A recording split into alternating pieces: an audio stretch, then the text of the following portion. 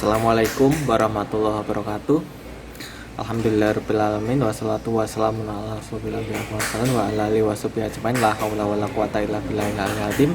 Alhamdulillah, pada hari ini kita dapat bertemu kembali dalam perkuliahan metode statistik pada tanggal 2 Februari 2021. Secara garis besar bahwa perkuliahan statistik kali ini adalah terapan dari teori yang kemarin saya sampaikan, ya.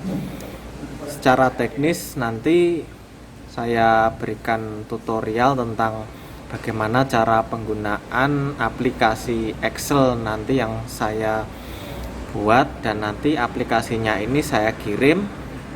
Nanti setelah perkuliahan ini selesai, nanti silakan dipelajari untuk aplikasinya, ya. Di situ rumusnya sudah ada semua, insya Allah tinggal pakai. Insya Allah nanti memudahkan anda semua dalam belajar statistik, terutama pada bab pemusatan data tunggal, pemusatan data majemuk, dan penyajian data. Oke, sekian dulu pembukaan dari saya. Selanjutnya ke pembelajaran. Langsung saja kita pada pembahasan. Yang pertama adalah pemusatan data tunggal. Diketahui data berikut, ya. Data berikut ini adalah data dari nilai mahasiswa prodi A, ya. Ini data yang sudah dimasukkan, ya. Kemudian misalkan seandainya data ini kita urut, ya, maka hasilnya akan seperti ini, ya. Ini jumlahnya ada 30, ya.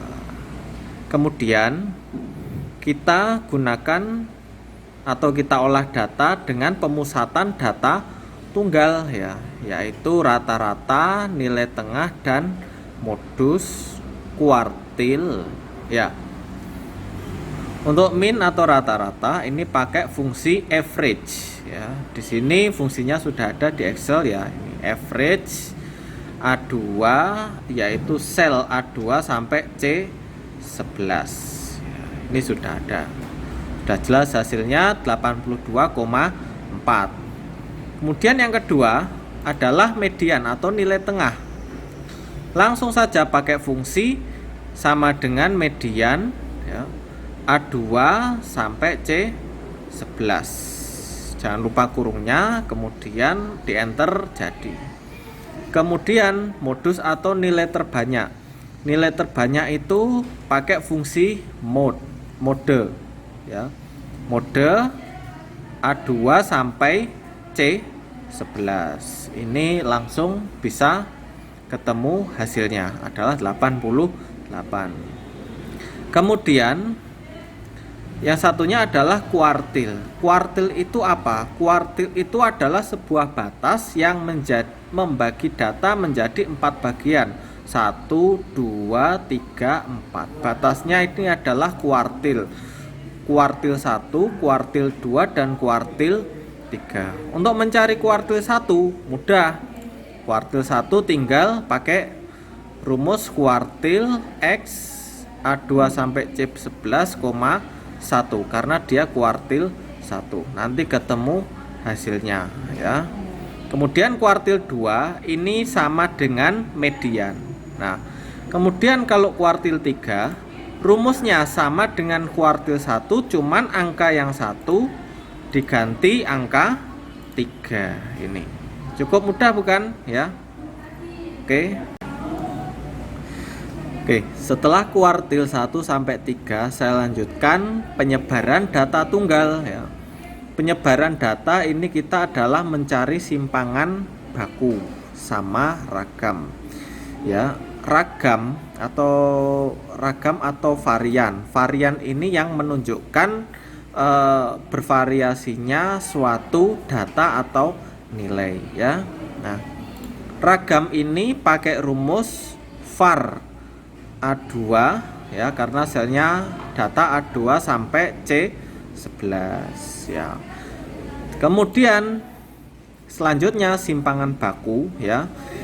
Simpangan baku ini adalah akar dari ragam atau varian ya. Simpangan baku bisa juga pakai rumus ini STDEF sel A2 sampai C11. Oke. Sampai di sini untuk penyebaran data tunggal ya. Nanti bisa Anda lihat aplikasi yang saya kirimkan ini. Ini aplikasinya, tinggal pakai. Oke, terima kasih. Ya. Setelah kita mempelajari tentang pemusatan data tunggal ya. Ini dari pengolahan data seperti ini muncul masalah ya. Bagaimana kalau data tersebut ini jumlahnya lebih banyak ya.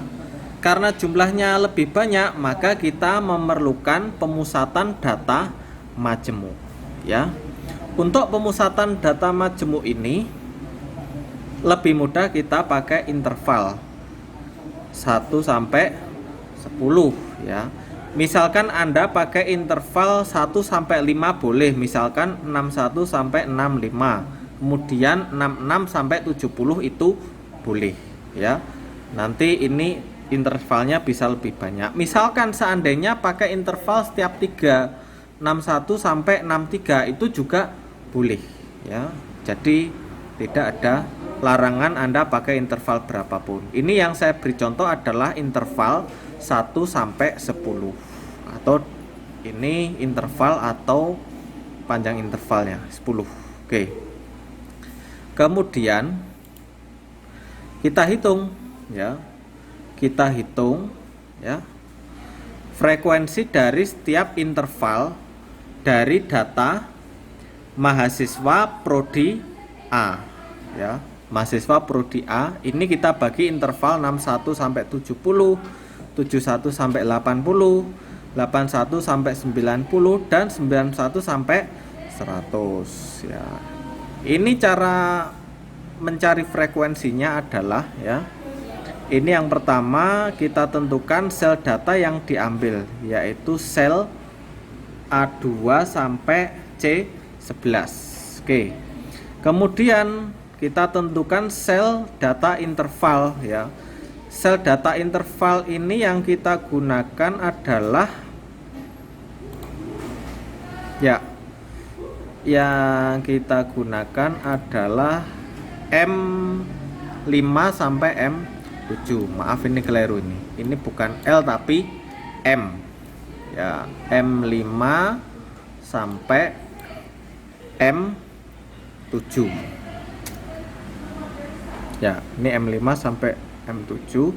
Kemudian langkah berikutnya adalah blok seluruh sel mulai M5 sampai M7. Ya, ini keliru nih. Ya, kita lanjutkan ya. Kita blok seluruh sel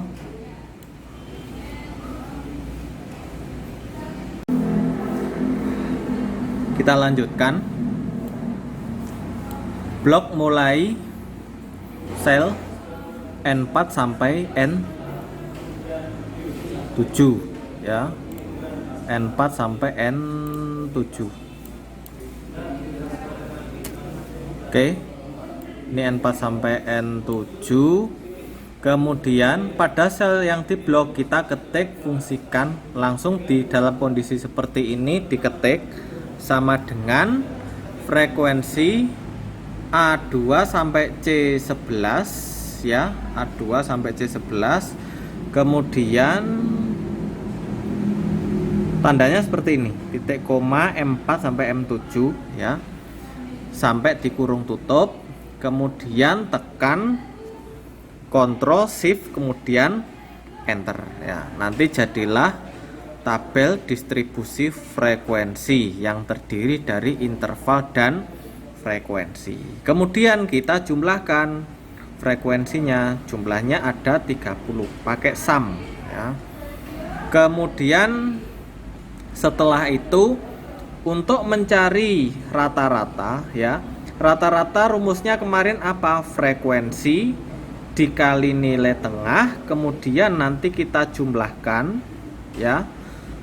Kemudian nanti dibagi dengan total ya. Ya. Berarti kita cari nilai tengahnya ini antara 61 sampai 70. Berarti nilai tengahnya adalah 65,5, 75,5 dan seterusnya ya. Kemudian ini nilai tengah kita kalikan dengan frekuensi ya. N4 kali O4 ya. Kemudian kita geret, kita seret. Seret. Nah, ini hasilnya adalah 2455. Kita masukkan ya, atau kita langsung panggil P8 dibagi N8 ya. N8 nilainya berapa? Nilainya adalah 30. Hasilnya berapa? Rata-ratanya adalah 81,8. Oke. Selisih dikit sama yang pemusatan data tunggal, tapi lebih akurat pemusatan data majemuk. Selanjutnya adalah median atau nilai tengah untuk data majemuk. Median rumusnya apa? Batas bawah interval median ya. Batas bawah interval median itu yang mana ya? Batas bawah interval median itu adalah kalau totalnya 30 berarti nilai tengahnya berapa? Nilai yang ke-15. Kita hitung dari sini. 3 tambah 9 hasilnya berapa? 12. Sudah sampai ke tengah belum? Belum. Berarti tengah-tengahnya adalah sini ya. Tengah-tengahnya adalah 14 ya, atau N6 ya. Kemudian ini kita hitung lagi setengah kali T ditambah jumlah F sebelum median. T adalah total. Jumlah F sebelum median ini adalah 9. Oke. Kemudian dibagi dengan total. Totalnya adalah 30 dikali C. C-nya berapa? C-nya adalah panjang interval adalah 10. Ya. Kemudian kita hitung ya, pakai fungsi ini ya. Pakai fungsi ya, batas bawah ya, batas bawah nilai median ya. Batas bawah nilai median di sini adalah berapa? Batas bawah nilai median itu adalah 81 dikurangi setengah, yaitu adalah 80,5 ya. Ini batas bawah. Kemudian kita hitung setengah dikali N8 atau totalnya. Kemudian kita hitung jumlah F sebelum median. 3 tambah 9 12 ya. Kemudian dibagi N8 nya adalah atau totalnya 30. Kemudian dikalikan dengan C. C-nya boleh pilih salah satu ya. Nah, hasilnya adalah 89,5 ya. Nanti bisa Anda cek satu persatu untuk fungsinya. Ini fungsinya. Ya, ini fungsinya, nanti bisa Anda cek. Ya, ini ada keterangan median, C adalah panjang interval. Jumlah F sebelum median bisa Anda lihat di tabel frekuensi data majemuk. T adalah total. Kemudian batas bawah adalah batas interval bawah dikurangi 0,5. Oke. Selanjutnya adalah modus ya. Modus ini rumusnya apa? Batas bawah nilai modus. Ya, ini yang tertinggi ada berapa? 14. Berarti batas bawahnya berapa? 80,5. Nah, kemudian kita cari D1. D1 itu apa? D1 itu adalah frekuensi modus dikurangi frekuensi sebelumnya, berarti 14 dikurangi 9. Nah, yang D2 adalah apa? Yaitu frekuensi modus dikurangi frekuensi sesudahnya. Wes, kita hitung aja. D1-nya 5, D2-nya 10 ya.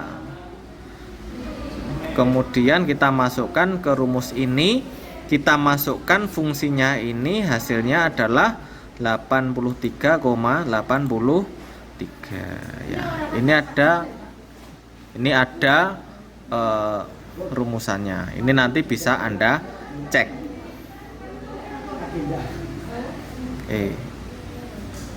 Bisa Anda cek, nanti Anda coba aplikasinya ini ya. Ini sudah saya buatkan, nanti Anda tinggal mengecek satu persatu fungsinya apakah sudah cocok apa belum. Oke.